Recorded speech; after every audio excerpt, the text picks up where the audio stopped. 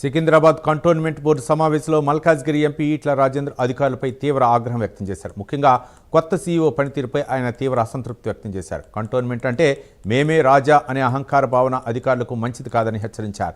అభివృద్ధి పనుల కోసం 303 కోట్లతో పాటు కేంద్రం నుండి 20 కోట్లు, రాష్ట్ర ప్రభుత్వం నుండి 25 కోట్లు స్టాంప్ డ్యూటీ బకాయిలు తెప్పించామని ఈట్ల తెలిపారు.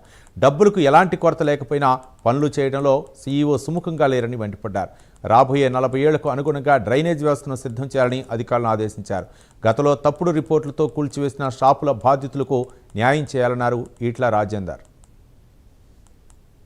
సెకండ్ థింగ్ ఏంటంటే ఈ పక్కకే షాపులు కొలగొట్టినప్పుడు ఆనాడు షాపులు కొలగొట్టిండు ఈ కాలువ పక్క ఉండేటువంటి తప్పుడు రిపోర్ట్ ఉంది వీళ్ళ దగ్గర. అంటే ఏదో ఇది మిలిటరీ ల్యాండ్స్, ఇవి గార్డెన్కి ఆనుకొని ఉన్నాయని చెప్పి తప్పుడు రిపోర్ట్ ఇచ్చిండ్రు. వాస్తవంగా గార్డెన్ తర్వాత నాలా తర్వాత మాత్రమే వేసుకున్నారు.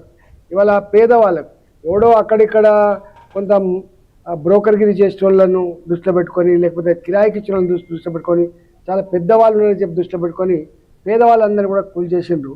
అది ఇప్పటిదాకా కూడా కాలే. నేను చెప్పిన ఇంత పరిశీలి చేసేటువంటి అది లేకపోతే నువ్వు ఏం పని చేస్తున్నట్టు. ఇవాళ కంటోన్మెంట్ అనగానేది మిలిటరీ మాత్రమే కాదు బాబు, ఇలా ప్రజలు ఉంటారు, ప్రజల జీవితం ఉంటుంది, వాళ్ళ యొక్క బతుకుంటుంది. కాబట్టి తక్షణమే అది ఒకటి ఏర్పాటు చేయమని చెప్పినా వీళ్ళు కోఆర్డినేట్ చేసుకొని అది చేయాలి.